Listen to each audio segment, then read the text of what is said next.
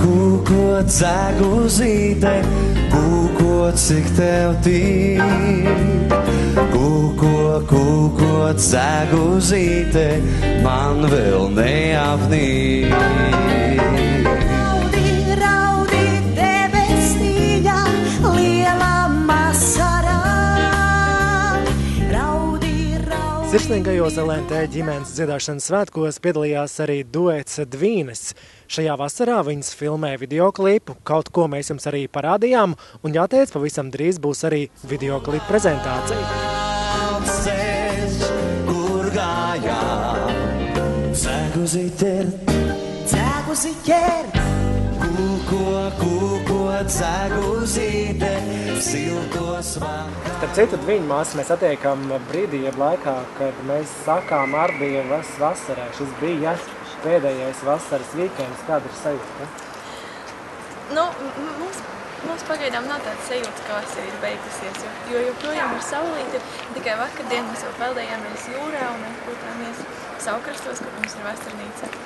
Tā kā, nu, protams, tu tā vēl skumji pateici. Es vēl varu arī pamēģināt paraudāt. Kādas sajūtas vasarai beigusies? Mūžs lido! Cerams, Eiropā tagad ir karsts, ka mums tas karsts mums vēl turpināsies. Mēs tāpēc vasarā arī filmējam jūsu video, kas aizskulis. Katru beidzot mēs to varēsim redzēt. Jā, to jūs varēsiet redzēt 16. septembrī, kad mums būs klipa prezentācija. Mēs esam ļoti apmierināti. Mēs domājam, ka vismaz mūsuprāt, tas ir viens no labākajiem klipiem. Tieši filmēšanas ziņā. Nofilmēs ir ļoti labi, grafiski viss uztaisīts arī ļoti labi un ļoti skaisti. Mēs esam ļoti apmierināts un priecīgs, ka mums izdevās, un priecīgs, ka mēs atradām tādus cilvēkus, kur mums palīdzēja un ar kuriem mēs veiksmīgi sadarbojām. Vai ģimeņu šovs jūsu karjerā kaut ko mainīja? Noteikti.